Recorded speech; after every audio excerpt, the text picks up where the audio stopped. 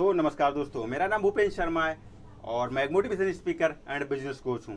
आज मैं आपको बताऊंगा कि किस तरीके से आप एक शॉप से या एक बिजनेस से किस तरीके से 10 बिजनेस तक पहुंच सकते हैं। बहुत ज़बरदस्त पावरफुल वीडियो है, पूर्णतः वॉच करना और इस वीडियो को लाइक कर देना, जिससे आपके प्लेलिस्ट में सेव होगा और जब चाहेंगे आप तब इसे देख पाएंगे। और इसे हर उस हिंदी समझने वाले के पास जरूर शेयर करना वीडियो देखने के बाद, ताकि वो इससे कुछ सीख सके। तो चलिए बात कर लेते हैं आपको किस तरीके से एक बिजनेस से 10 बिजनेस तक पहुंचना होगा।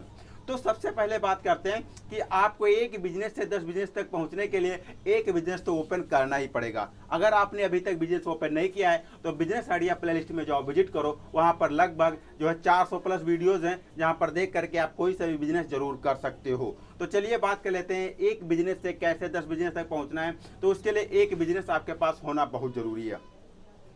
अब वो बिजनेस किस तरीके का होता है ये आपके ऊपर डिपेंड्स करता है।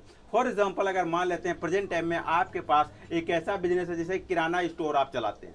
अब किराना स्टोर अगर आप चलाते हैं तो आप कितने एरिया तक जो भी आप किराना स्टोर चला रहे हैं, कितने एरिया तक आप कस्टमर उससे कवर कर पा रहे हैं, ये भी एक सबसे बड़ी सोचने वाली बात आ जाती है। यहाँ पर मैं बता दूं, इसे हम सेल्फ बिजनेस कहते हैं। जहाँ पर एक आदमी सिर्फ एक ही दुकान को मैनेज करता रहता हो, उसे हम सेल्फ बिजनेस के अंतर्गत आता है। तो देखिए, मैं बता दूं, अभी मेरे एरिया में जितने भी सारे लोग प्रेजेंट टाइम में, सबके पास किसी के पास भी मल्टीपल बिजनेस नहीं है। हर किसी के पास एक ही बिजनेस है और उससे जो भी उसकी कमाई होती है उसने बैंक में डिपॉजिट करता है। बैंक में डिपॉजिट करने के बाद जो भी उससे प्रॉफिट होता है वो निकालता है। निकालने के बाद फिर जाता है बैंक में जमा करता है। फिर उससे कहीं दूसरी जगह पे निकालता है, कहीं उससे खेती खरीदता है, कहीं कुछ खरीदता है। तो ये बिजनेस मल्टीपल बिजनेस इससे नहीं होते। मल्टीपल बिजनेस करने का तरीका ये होता है जैसे कि आपके पास एक शॉप चल रही है पहले से। आप वो शॉप जो पहले से चल रही है, आप जब उससे जितना भी प्रॉफिट होता है उससे क्या करो, आप दूसरी छोटी सी शॉप कहीं दूसरी जगह पे डाल दो।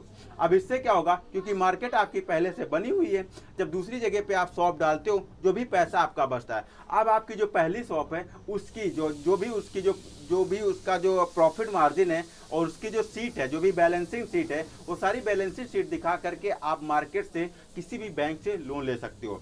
देखिए, मैं बता दूं, यहाँ पर लोन लेना कोई गलत बात नहीं है। प्रेजेंट टाइम में बहुत बड़ी बड़ी कंपनियां, टाटा, बाटा, हांडा, मारुति सुजुकी, ऐसी बहुत सारी जो ब्रांडेड कंपनियां हैं, ऑलरेडी मार्केट में काफ़ी सारा लोन इसके पास है। इन लोगों ने ले रखा है।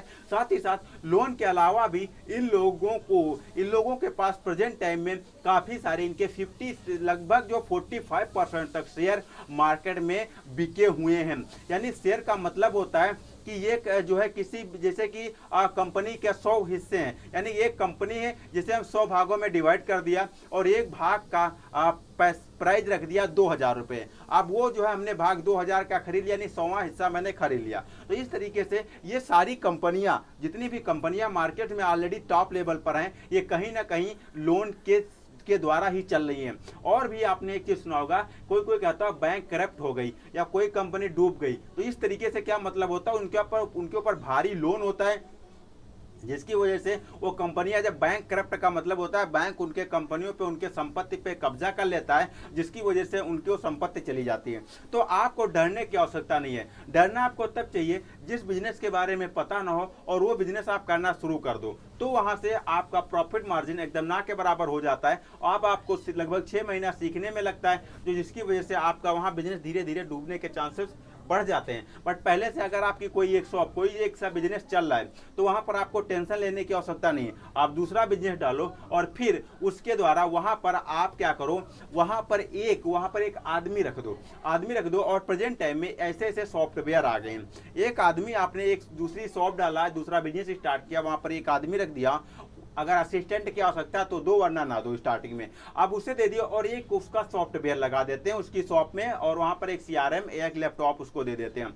CRM और लैपटॉप के द्वारा वो ये मैनेज करेगा कितना प्रोडक्ट हमारा पर डे का सेल हो रहा है, कितना हमें प्रॉफिट आ रहा है और कितना अभी प्रोडक्ट बचा हुआ है। ऐसे बहुत सारे ऑलरेडी मार्केट में प्लेटफॉर्म है, ऐसे बहुत सारे ऐप ऑलरेडी मार्केट में अवेलेबल है। अगर आप कॉन्टेक्ट करोगे आपको मिल जाएगा, जिससे कि आपकी चोरी नहीं होगी, मक्कारी नहीं होगी, बेईमानी नहीं होगी। और कुछ कस्टमर्स का नंबर लेना बहुत इंपॉर्टेंट कर दो। बाद में उस कस्टमर के पास कॉल करो, उससे पता करो कि कितने रुपए का आपको प्रोडक्ट मिला था, उससे संपर्क करो। कभी कभी शॉप पे पहुंच जाओ, ठीक है, पता कर लो।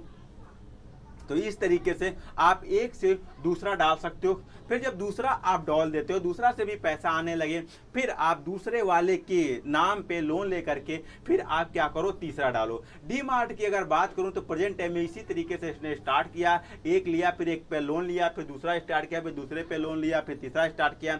इस तरीके से आज की डेट में टॉप लेवल पर पहुंच चुकी है। पैसा बचाना एक अलग बात है, बचा के सेव करना एक अलग बात है। अच्छा, कुछ लोगों की मेंटालिटी ये होती है, सोचते हैं कि यार आज की डेट में मैं ऐसा करता हूँ, मेरी शॉप का प्राइस प्रेजेंट टाइम में जैसे कि 5 लाख रुपए है, तो वो सोचते हैं यार जब मेरे पास 2.5 लाख रुपए हो जाएगा तब मैं दूसरी शॉप डालूंगा, दूसरा बिजनेस स्टार्ट करूंगा। सो मैं आपको बता दूं, वो 2.5 लाख रुपए आपके पास कभी नहीं होगा। जब तक आपके पास वो 2.5 लाख रुपए जमा होगा, तब तक जो आपके पास पहले से 2.5 लाख रुपए अवेलेबल है, उनकी कॉस्ट ऑफ वैल्यू मात्र 1.5 लाख रुपए रह जाएगी। तब तक कॉस्ट ऑफ वैल्यू मात्र 1.5 लाख रुपए रह जाएगी, यानी कि 5 लाख की कॉस्ट ऑफ वैल्यू जो होगी वो लगभग 3 लाख रुपए तक ही रह जाएगी। जो सामान आप 5 लाख रुपए का 2-3 सालों के बाद 2-3 सालों के पहले खरीदने वाले थे, वो लगभग 8 लाख रुपए का आपको 2-3 सालों बाद मिलेगा। तब भी आप शॉप नहीं खोल पाओगे, आप दुकान ओपन नहीं कर पाओगे, क्योंकि तब तक आपकी भी दुकान लगभग 8 लाख रुपए तक पहुंच चुकी होगी। एक चीज मैं आपको एक क्लियरिफाई कर दूं, अगर आप एक बिजनेस से 10 बिजनेस तक पहुंचना चाहते हैं, एक बिजनेस जैसे ही जम जाता है आपका, चाहे वो मैन्युफैक्चरिंग बिजनेस हो, व रिटेल का बिजनेस हो, होलसेल बिजनेस हो, एक बिजनेस जैसे ही मार्केट में आपका जमता है, तुरंत आपसे लोग संपर्क करना स्टार्ट कर देते हैं। आपके बिजनेस में, जैसे कि आप मैन्युफैक्चरिंग बिजनेस अगर आप कर रहे हो, तो आपके बिजनेस में लोग रॉ मटेरियल ला करके डालना स्टार्ट कर देते हैं और आपसे कहते हैं भैया इसे सेल कर देना, और अगर सेल हो जाता है तो हमें पैसा दे देना, वरना हम माल लेकर के वापस चले जाएंगे। इस तरीके से लोग आपके पास कांटेक्ट करते हैं। आपको तब शुरुआत में लगभग आपको जो भी पैसा लगा करके सिर्फ अपना शॉप, अपनी बिजनेस, अपना दुकान ओपन करने की आवश्यकता होती है। बाद में खुद ही लोग दौड़ दौड़ के आते हैं और आपको प्रोडक्ट दे करके जाते हैं, और फिर आप बेच करके उनको पैसा देते हो। जिसकी प्रोडक्ट्स की डिमांड ज्यादा होती है, वो प्रोडक्ट आप ज्यादा लेते हो और ज्यादा मात्रा में सेल करते हो। और इस तरीके से कई सारे लोग एक बिजनेस से कई सारे बिजनेस बना रहे हैं, मल्टीपल बिजनेस बना रहे हैं।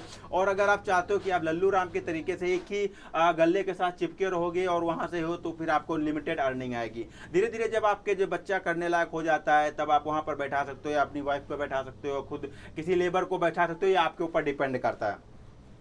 मैं तो आपको यही सजेस्ट करूंगा कि आप अगर प्रेजेंट टाइम में आपके पास एक बिजनेस है, तो जरूर इस ट्रिक का यूज करना। अगर आप बिजनेस लोन लेना चाहते हो तो उसके लिए क्या क्या लिए रिक्वायरमेंट होगी, सबसे पहले रिक्वायरमेंट होती है, अगर आपकी खुद की शॉप है तो उसके भी डॉक्यूमेंट्स होने चाहिए, या फिर अगर किराए पे ले रहे हैं तो 11 महीने का कम से कम जो है किरायानामा आपके पास होना चाहिए। साथ ही साथ प्रोजेक्ट रिपोर्ट होनी चाहिए, कितना प्रॉफिट, कितना मार्जिन, कितना क्या क्या है, किस तरीके का ऑडियंस है, मार्केट रिसर्च क्या है, जो है नाम है आपका, जो है बिजनेस का नाम क्या है, बिजनेस का टोटल टर्नओवर क्या है, ये सारी चीजें जब मेंटेन करके फिर आप ले करके जाते हो। अगर आप 1 लाख के अंदर है तो आपका सीए सर्टिफाइड कोई आवश्यकता नहीं। अगर आप 5 लाख रुपए तक है तो आपको सीए से सर्टिफाइड होना चाहिए, सीए का मोहर होना चाहिए, सीए के दस्तखत होने चाहिए, तब जाकर के वो लोन अमाउंट पास हो जाता है। थोड़ा उसकी क्वालिटी बढ़ जाती है, लोग उसे समझते हैं, बैंक मैनेजर से समझता है कि हाँ ये रियल में ये जेन्युइन तरीका है, इसको लोन देना चाहिए।